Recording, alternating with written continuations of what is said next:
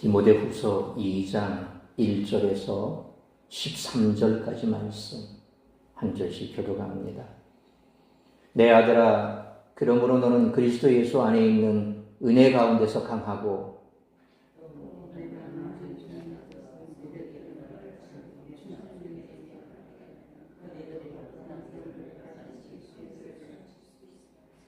너는 그리스도 예수의 좋은 병사로 나와 함께 고난을 받으라.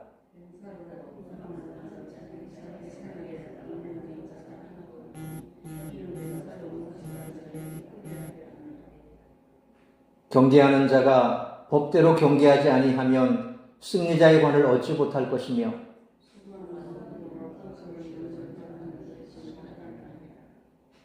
내가 말하는 것을 생각해보라. 주께서 범사에 내게 총명을 주시리라.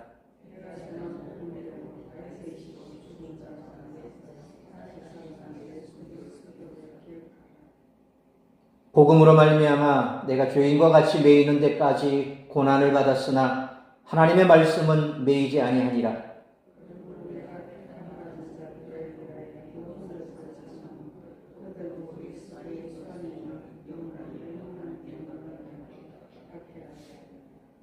미쁘다 이 말이요, 우리가 주와 함께 죽었으면 또한 함께 살 것이요,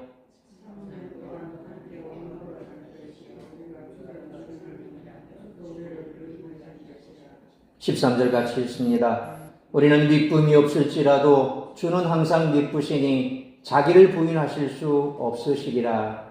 아멘. 기도하겠습니다. 살아계신 아버지 하나님, 은혜와 사랑을 감사합니다. 이 시간, 정한 시간 주님 앞에 예배합니다. 말씀 앞에 서싸우니 말씀하시는 주의 음성만 들려지게 하여 주옵시고, 하루 온종일 혹여 내 마음을 짓누르고 힘들게 했던 일이 있다면 다 내려놓게 하여 주옵시고, 또 나를 도우시고 나와 함께 하심에 주님께서 베푸신 은혜가 있다면 더욱더 기쁜 마음으로 말씀에 집중할 수 있기를 원합니다. 가정마다 다급한 소식 오가지 않게 하여 주옵시고, 오직 주께서 우리에게 말씀하실 때 아멘으로 화답할 수 있도록 우리의 마음과 생각을 붙들어 주시고 주장하여 주옵소서. 이 모든 말씀 우리 주 예수 그리스도의 이름으로 기도하옵나이다. 아멘. 사도 바울은 디모데를 나의 아들로 부르며 강한 권면을 시작합니다. 1장에서 바울은 복음과 함께 고난을 받는 삶에 담긴 의미를 심도 있게 다루었습니다. 바울은 믿음 안에서 낳은 아들 디모데를 나의 아들이라 친근하게 부르며 자신을 본받아 어떻게 살지 권면하며 오늘 본문을 시작합니다. 믿음의 아들인 디모데는 어떻게 살아야 할까요? 나와 함께 고난을 받으라고 강하게 명령합니다. 지금까지 짧은 본문 속에서 바울은 3번이나 고난에 대해 말하며 디모데에게 명령하고 있습니다. 복음과 함께 고난을 받는 것은 쉬운 일이 아닙니다. 인내와 이해, 무엇보다 하나님이 주시는 능력이 필요합니다. 바울은 이 일을 디모데가 잘 감내하도록 인도하고 있습니다. 바울은 젊은 사역자인 디모데가 고난을 잘 감내하도록 좋은 병사, 경기하는 자, 수고하는 농부의 예를 들어 고난의 법칙을 설명하고 있습니다. 각각 다른 직업을 가진 이들은 복음과 함께 고난을 인내하는 삶의 정교함과 기술이 필요함을 가르쳐주고 있습니다. 디모데는 군인처럼 명령자의 뜻을 따라야 하며 경주자처럼 법을 지켜 경주로에서 이탈하지 말아야 합니다. 이는 복음을 전하며 고난을 당하는 것이 복음 전파의 법칙임을 암묵적으로 안내하고 있습니다. 복음을 전파하는 현장에서 사역자는 때로 핍박과 견디기 힘든 고난을 겪습니다. 그러나 그것을 인내하고 묵묵히 전진하는 것이 복음 전파자가 지켜야 할 규칙입니다. 이미 많은 사람들이 이 경주로에서 이탈했습니다. 경기의 법칙을 지키지 않은 이들에게 면류관은 없습니다. 면류관에 대한 소망은 결실을 바라보며 눈물로 씨앗을 뿌리는 농부의 대망에 깊이 연결됩니다. 고난에 대한 바울의 권면 속에는 11절 말씀처럼 죽음을 감내하는 비장함이 포함되어 있습니다. 복음과 함께 죽어야 다시 산다는 것입니다. 이상과 같이 오늘 본문에서 바울은 하나님이 맡기신 사역을 감당해 나가는 방법을 디모데에게 제시하고 있습니다. 그 내용은 모든 그리스도인이 주의 깊게 살펴보고 실천해야 할 권면입니다. 따라서 이와 같은 바울의 권면에 담긴 사역의 방법과 자세, 각오에 대한 오늘 본문의 말씀을 통해 우리들이 깨달아야 할 것은 첫째로 1절로 2절 말씀처럼 하나님 나라의 일은 동력자들과 함께 감당해야 한다는 것입니다. 사도 바울은 복음을 위해 고난의 삶에 동참해야 할 디모데에게 두 개의 권면을 전달합니다. 첫째로 1절 말씀처럼 은혜 가운데 강해질 것이라는 것입니다. 바울의 권면은 명령문의 형식인데 강하여져라 라고 번역된 헬라어 엔디나무라고 하는 말은 강조를 나타내는 접두어 엔이란 말과 또 그 자체로 이미 힘을 주다, 강하게 하다라는 뜻이 있는 동사 디나모라고 하는 이 말의 합성으로 원래 권능을 부여하다, 활력을 불어넣다라는 강한 뜻을 지닌 엔디나모의 현재 수동태 명령형 문장입니다. 여기서 현재 시제가 쓰인 것은 삶 가운데 항상 강해져야 할 것을 보여주고 또 수동태가 쓰인 것은 강함의 원칙이 디모데 자신에게 있는 것이 아니라 외부에 있으므로 디모데는 단지 이 힘에 자신을 맡기면 된다는 뉘앙스를 함축하고 있습니다. 여기서 강함의 원천으로서 외부에서 주어지는 힘은 예수 그리스도라고 할 수 있습니다. 그러니까 바울이 디모데에게 이렇게 강하라고 권면할 수 있는 것은 자신에게 권능을 부여하시고 활력을 불어넣으신 예수 그리스도께서 디모데 역시 능하게 하실 것을 믿기 때문입니다. 이것은 바울과 디모데에게뿐만 아닙니다. 우리 모두에게 해당이 됩니다. 우리 스스로 강해질 수는 없습니다. 우리 스스로 아무리 강해지려고 해도 강한 척한다 해도 한계가 있습니다. 그것을 뛰어넘게 하는 능력은 어디에서 있습니까? 예수 그리스도 그분께로부터 온다는 것입니다. 그래서 라보스님, 그리스도는 우리가 그분과 교제하는 그 동안만 힘을 주시는 발전기와 같은 분이다 라고 말하는 것처럼 이 강함은 복음을 전하는 고난의 삶을 감당하기 위해 꼭 필요하다는 것입니다. 그래서 바울은 이러한 능력이 그리스도 예수 안에 있는 은혜로 말미암는다라는 사실을 언급하고 있습니다. 둘째로 전달입니다. 바울은 2절 말씀처럼 자기에게 들은 바를 다른 믿는 사람들에게 부탁하라고 명령합니다. 근데 여기서 부탁하라라고 번역된 헬라어가 파라투라고 하는 말인데 원래 옆에 세우다, 위탁하다라는 뜻을 지닌 파라티테미라고 하는 명령형으로 1장 12절과 14절에서 이미 언급된 바 있었던데 내가 의탁한 것, 내게 부탁한 것이라고 번역된 파라테케라고 하는 그 단어와 결부되어 있습니다. 그러니까 존 스토트의 말처럼 바울은 내가 의탁한 것이 실제로 너의 의탁한 것이 되며 내게 맡겨진 것이 이제는 내게 맡겨진 진리가 된다라는 사실을 매우 정교한 단어 구사를 통해서 보여주고 있습니다. 자, 그런데 위탁하다라는 파라티테미가 디모데전서 1장 18절, 사도행전 14장 23절, 사도행전 20장 32절 등에서는 경계하다 하고 또는 하나님께 부탁하는 것에서 사용되었던 단어입니다. 이렇게 볼 때 기독교 진리는 이러한 복음의 위탁과 의료의 전승으로서 이루어진 것이죠. 그렇다면 기독교의 진리를 부탁하는 이 일이 함부로 또는 아무에게나 무분별하게 이루어질 수 없다는 것입니다. 그래서 바울은 여기서 디모데에게 이것들을 다름 아닌 충성된 사람들에게 부탁하라 그렇게 권면하고 있는 것입니다. 여기서 충성된 사람들에게 라고 번역된 헬라어가 피스토이스 안드로포이스라고 하는 말인데 이 말을 직역하면 신실한 사람들, 곧 믿음직한 사람들을 뜻합니다. 기독교의 진리는 믿음직한 사람들로부터 다른 사람들에게로 이어지는 전수의 방식을 통해 보존된 것입니다. 결국 하나님의 말씀을 통해서 계속해서 믿음이 전수되고 오늘날까지 이르렀는데 그 믿음을 전수한 사람들은 다 이처럼 믿음직한 사람들입니다. 히브리서 11장에 나오는 믿음의 사람들이 어떤 사람들입니까? 자기의 생명까지라도 다 내어놓으면서 그 믿음을 지켰던 사람이고, 그 믿음을 지켰던 사람들이 이야기한 것을 듣고 또 그 사람의 삶을 보았던 사람은 그 믿음을 다시 그들이 전수받아서 또 누군가에게 이 믿음을 전수해 준 것이죠. 결국 믿음은 이렇게 전수되어 왔고, 오늘 여러분들이 받았던 그 믿음도 바로 여러분이 보아왔던 그 믿음직한 사람을 통해서, 그 충성스러운 사람을 통해서 여러분이 믿음을 받았고, 또 여러분은 그 믿음을 본받아서 이제 여러분의 자손들과 여러분의 이웃들과 여러분이 구원하고자 하는 사람들에게 여러분의 그 신실함과 그리고 충성스러운 그 믿음을 또 전해주는 것입니다. 결국 믿음은 그렇게 전수되고 이어져 있다라는 것입니다. 바울은 지금 디모데를 통해서 그런 사람들에게 계속해서 믿음을 이어가라고 얘기하는 거죠. 그렇다면 그들이 또 다른 사람들을 가르칠 수 있으리라 라는 표현에서 언급된 다른 사람들 역시 무분별한 사람들이 아니라 진리를 위탁받은 믿음직한 사람들과 같은 부류의 사람들임은 분명하다는 것이죠.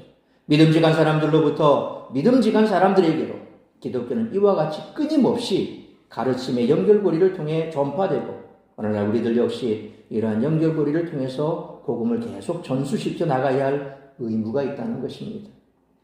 이처럼 디모데를 1장 2절에서 사랑하는 아들이라고 불렀던 바울은 이제 2장에서 복음을 부끄러워하지 말고 복음으로 인해 찾아오는 고난에 참여하라고 권면합니다.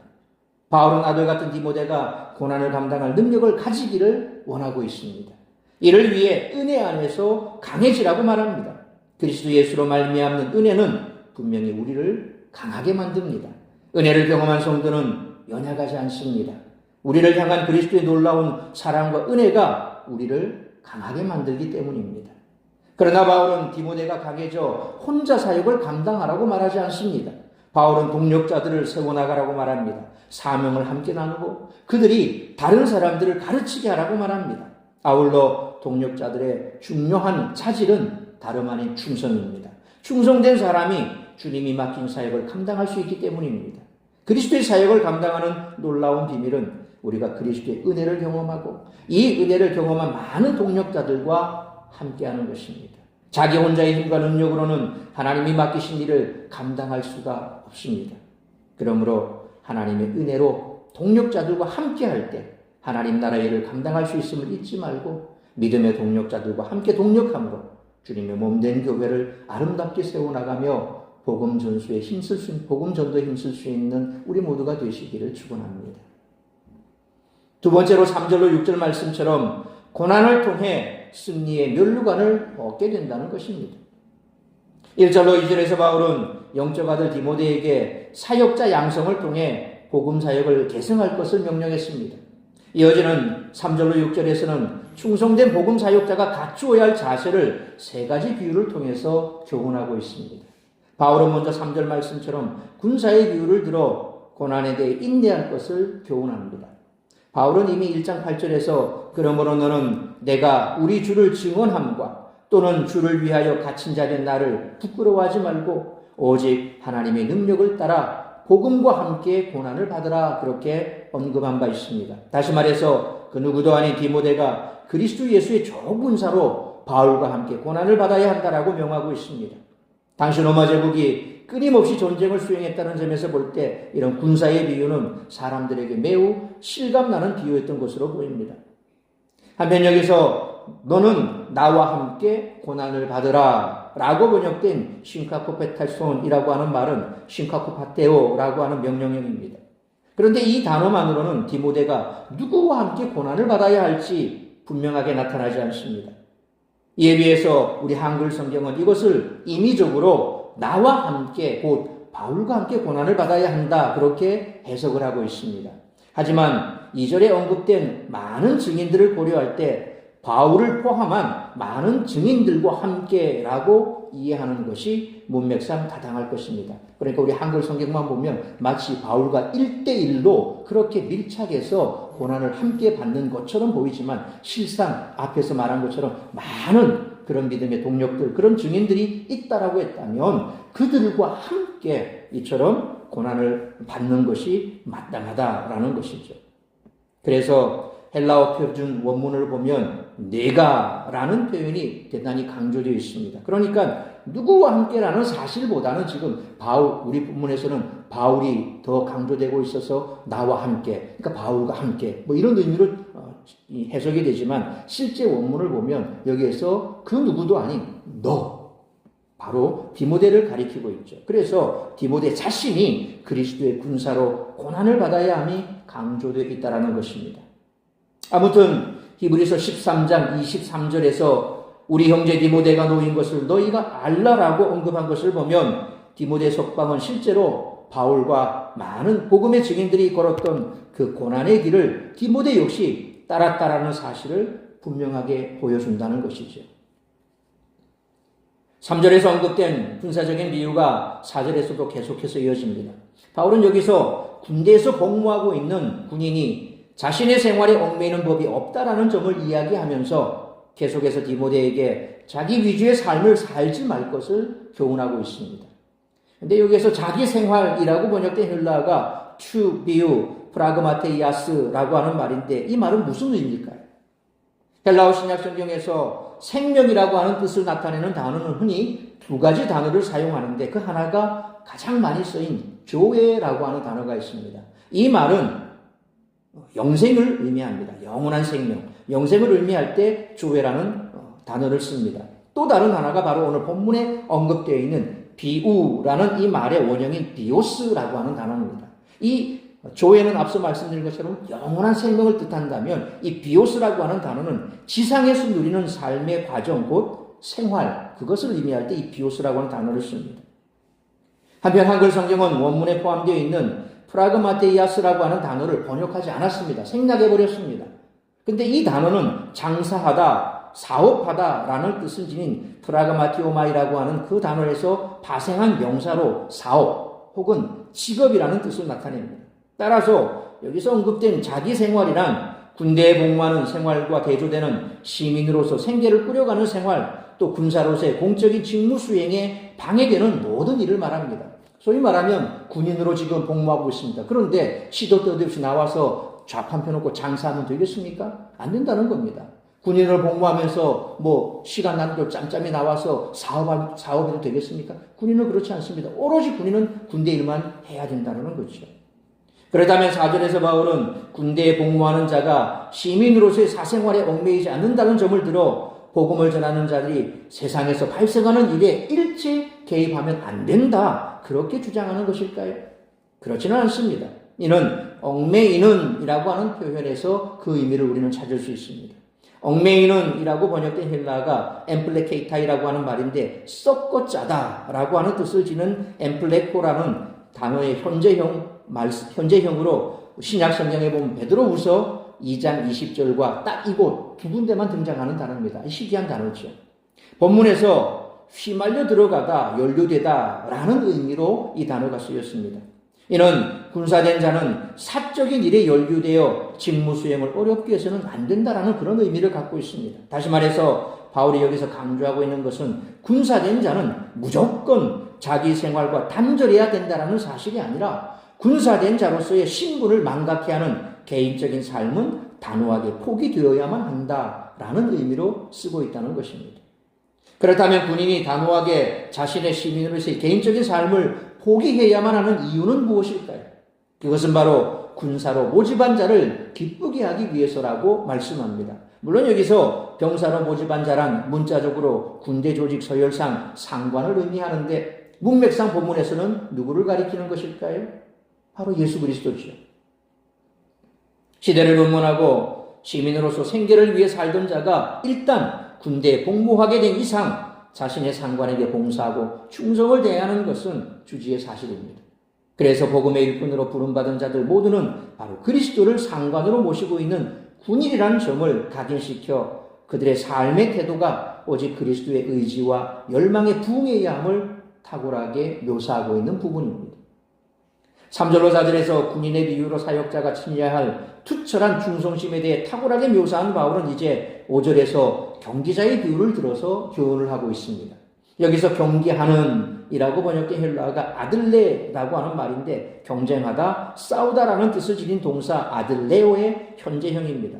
당시 헬라 지역에서 성행했던 올림픽 경기와 관련된 진술이란 점을 우리는 알아야 됩니다. 그런데 바울은 여기서 올림픽 경기에 참여하는 자들이 법대로 경기하지 않을 경우 발생하게 되는 필연적인 결과를 언급함으로써 디모데에게 충성된 복음 사역자의 기본 자세에 대해서 교훈하고 있습니다.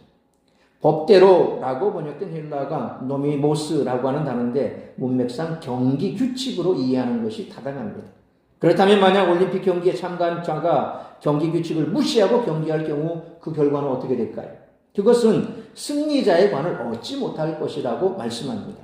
승리자의 관을 얻지라고 번역된 헬라어가 스테파노타이라고 하는 말인데 원래 면류관을 뜻하는 스테파노스 이 명사에서 파생된 현재 수동태 동사로 부정어 우라고 하는 단어와 함께 사용돼서 경기에 참여하되 반칙을 범한 자는 가시적으로는 승리자처럼 보인다 할지라도 경기 종료 후에 마땅히 주어져야 할 월계관이 결코 주어지지 않는다는 점을 생생하게 드러내고 있죠.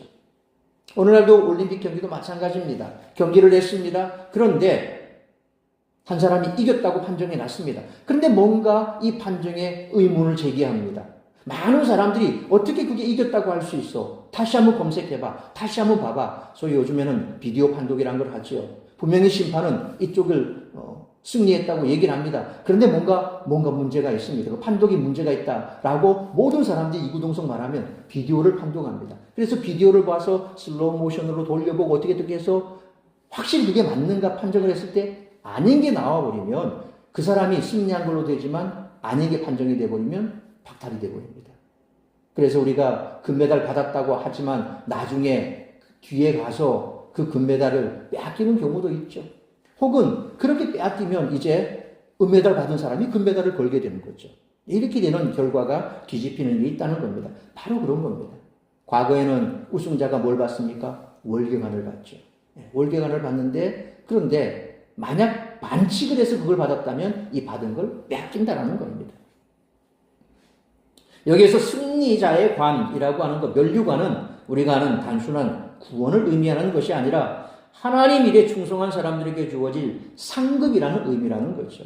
성경은 이를 디모데후서 4장 8절에서는 의의 면류관이다. 또 야고보서 1장 12절과 요한계시록 2장 10절에서는 생명의 면류관이다. 베드로전서 5장 4절에서는 영광의 면류관이다. 그렇게 표현하고 있죠. 여기서는 바로 복음 전파 사역의 결과에 앞서 하나님께서 정하신 뜻과 원칙에 성실하게 그 사역을 감당할 것을 교훈하는 것으로 우리는 봐야 할 것입니다. 군사의 비유와 경기자의 비유에서 세 번째로 등장하는 비유가 6절 말씀처럼 수고하는 농부의 비유입니다. 여기서 수고하는 농부로 번역된 헬라어가 톤코피온타 게오로드곤이라고 한 말입니다. 이 코피온타라고 하는 말은 원래 힘들여 고생하다, 피곤하다라는 뜻을 지닌 코피아오의 현재 분사형으로 풍성한 수확을 바라보며 쉬지 않고 땀 흘리는 농부의 모습을 생생하게 드러내고 있는 단어입니다. 여기서 농부라고 번역된 게으르곤이라고 하는 말의 원형은 게으르고스라고 하는 말인데 원래 땅을 뜻하는 게와 일하다라는 뜻을 지닌 에르고라는 말의 합성어입니다. 톤코피온타 게오르곤이라고 하는 말을 그래서 직역하면 힘들여 고생하는 토지 경작자라는 뜻입니다.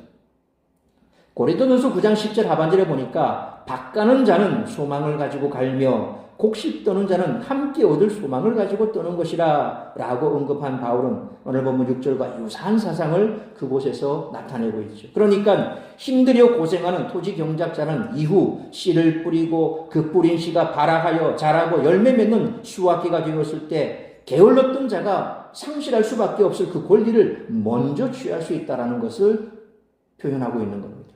그러니까 게으른 사람들은 나중에 추수할 때 사람들이 열심히 부지런히 씨 뿌린 사람이 거두는 것을 거두지 못한다는 겁니다. 그건 당연한 이치죠. 바울은 6절에서 이와 같은 권리에 대해서 곡식을 먼저 받는 것이 마땅하다라고 표현하고 있습니다. 그러니까 꼭 누가 뭘 나누어줘서 선착순 이래서 뭘 먼저 받는 이런 의미가 아니라 게으르지 않게 열심히 씨를 뿌린 사람은 그렇지 못한 사람들이 받지 못하는 것을 받는 것을 의미하는 거죠. 그것이 마땅하다는 것입니다. 그래서 디모데가 그리스도 예수 안에서 하나님으로부터 바울에게 위임된 복음 증거의 사명을 자신에게 위탁된 것으로 인식하고 이 사역에 수고하는 농부와 같이 힘쓰고 애쓴다면 그 자신이 먼저 상급을 받게 될 것이라는 사실을 나타내고 있습니다.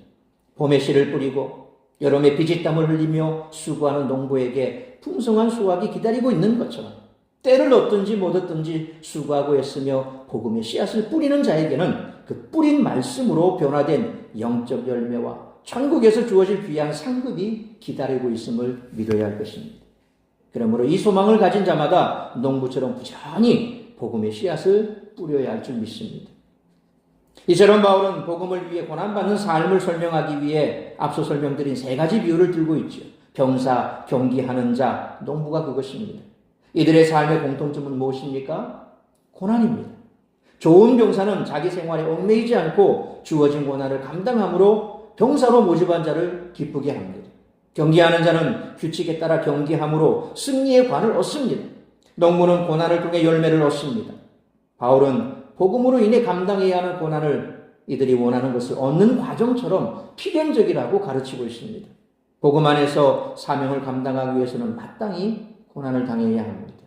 그러므로 고난을 통해 하나님을 기쁘시게 하고 승리의 관을 얻으며 열매를 얻게 되므로 소망을 가지고 때를 얻든지 못 얻든지 수고하고 애쓰며 복음의 씨앗을 뿌리는 우리 모두가 되시기를 축원합니다. 세 번째로 7절로 13절 말씀처럼 예수님과 함께 죽는 자는 예수님과 함께 살 것입니다. 1절로 2절에서 사역자 양성을 통해 복음 사역이 계승되도록 하라라는 권면과 더불어 3절로 6절에서 군사의 비유, 경기자의 비유, 그리고 수고하는 농부의 비유로서 충성된 복음 사역자의 기본 자세를 디모데에게 교훈한 바 있는 바울은 이제 7절에서 내가 말하는 것을 생각해 보라 라는 말로써 자신의 교훈을 음미하고 숙고할 것을 당부하고 있습니다. 그렇다면 디모데는 바울이 앞서 명령한 이 교훈들을 왜 계속해서 곰곰이 생각해야 할까요?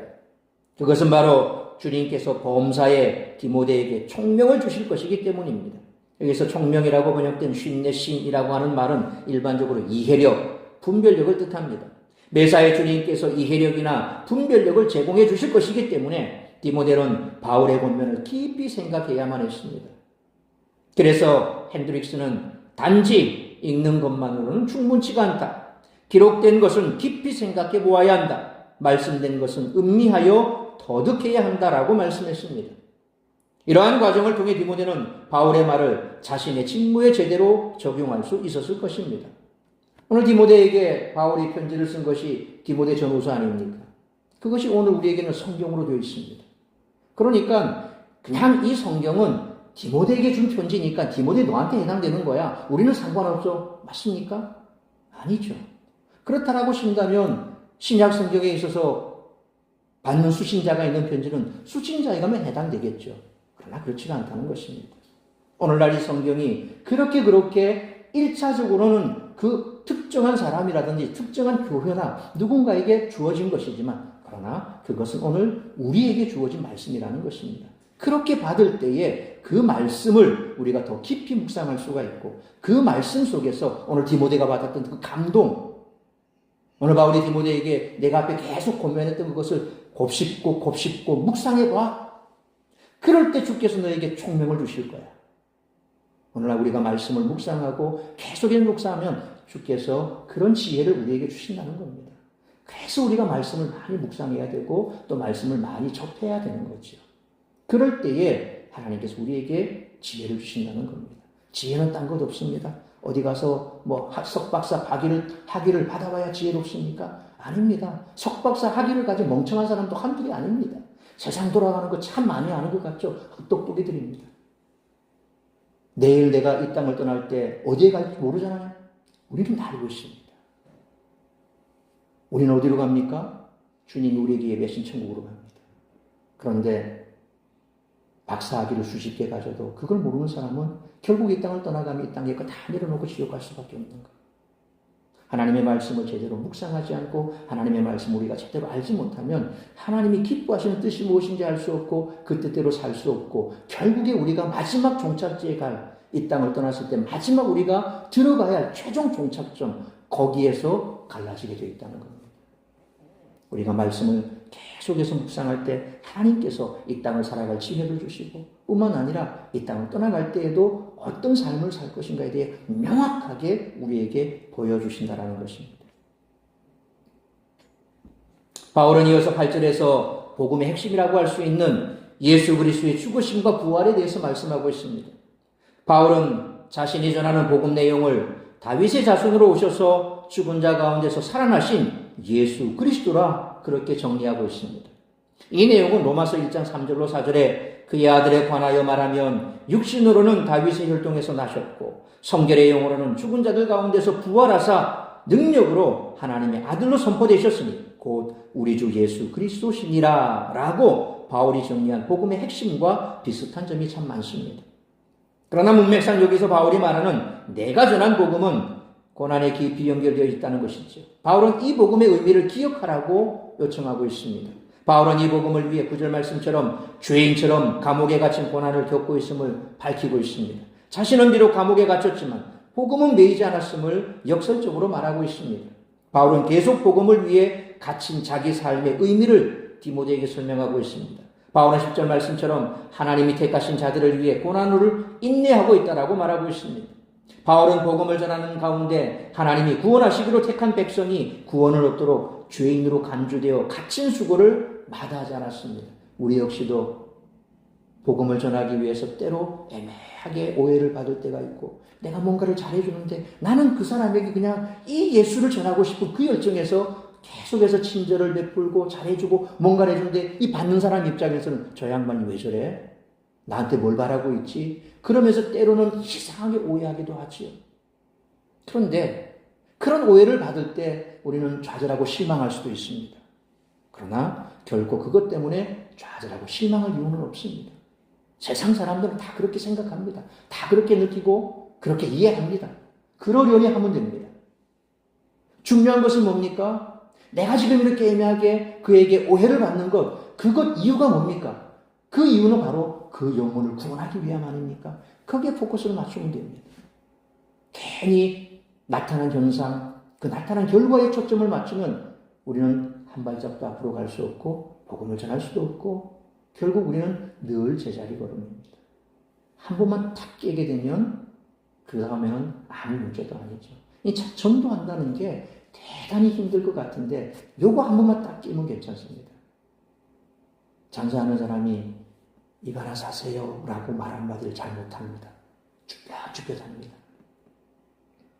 이번에 베트남에 갔을 때 꼬맹이 하나가 웃으면서 와서 뭘 하나 사달라고 뭐 하나 사달라고 이렇게 와요.